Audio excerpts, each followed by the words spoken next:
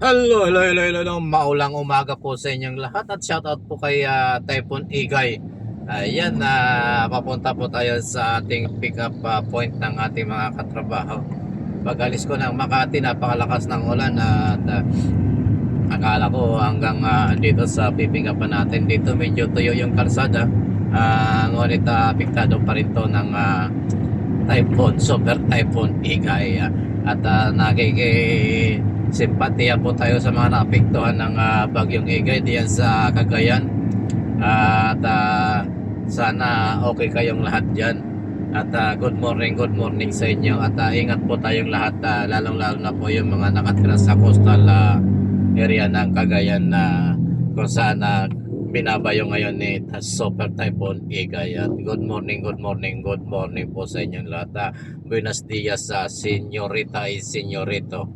Ayan, andito tayo ngayon sa part ng Muntinlupa. Pero parang walang ulan dito sa area na to. Medyo tuyo yung kalsada.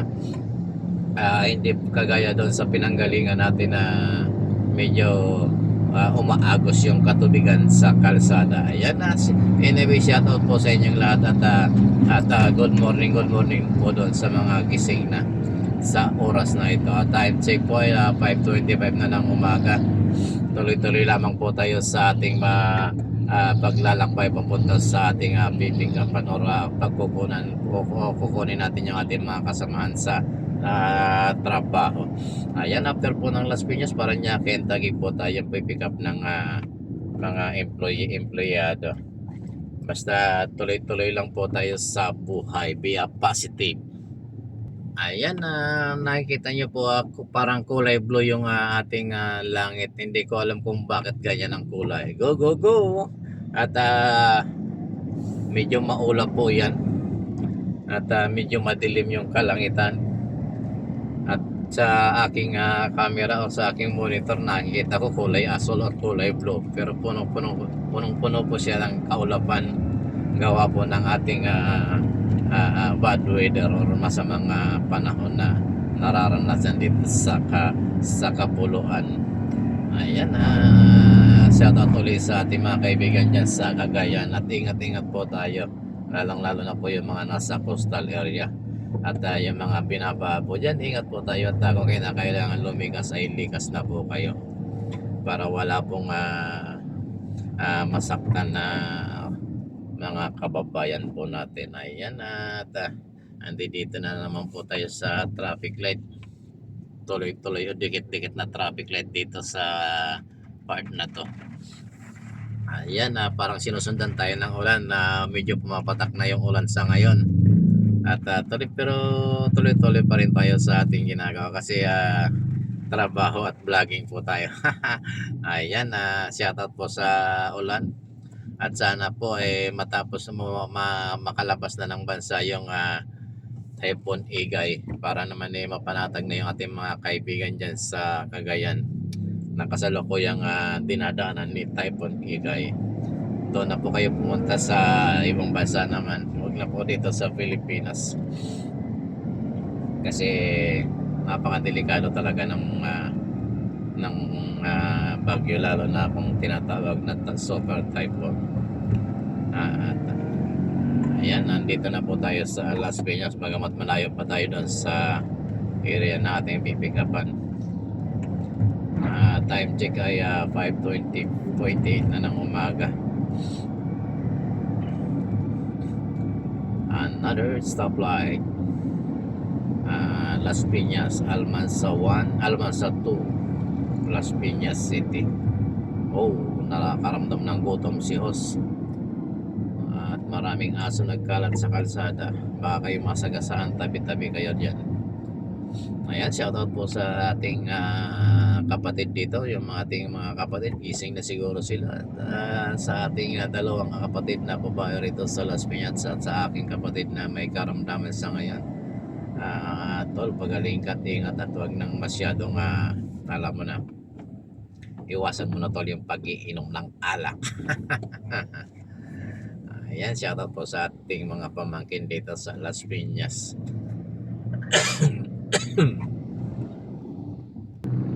At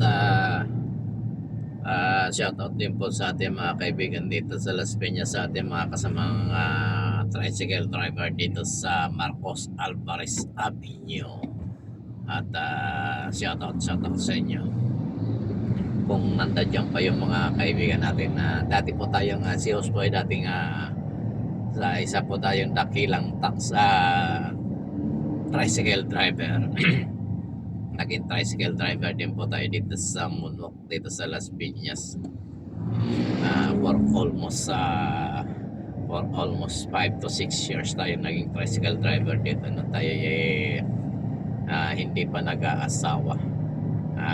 Nung mag-asawa po tayo, nalipat po tayo doon sa Muntinlupa. Doon na po tayo nanirahan sa loob po ng mahigit sa 30 taon. 30 taong tumataginting. Nung tayo nakatira dito sa Las Piñas, itong area na to hindi pa masyadong bahayan. Itong SM na to ay dati po itong pabrika o paggawaan ng General Motors Corporation. Isang paggawaan ng mga sasakyan. Ayan, dito po sa area na to, dati ang bahay lang po dito ay sa Gonzales family lamang po. Pero sa ngayon hindi mo na po siya masyadong makita. At bagamat meron pang area dito na hindi pa na nababahayan,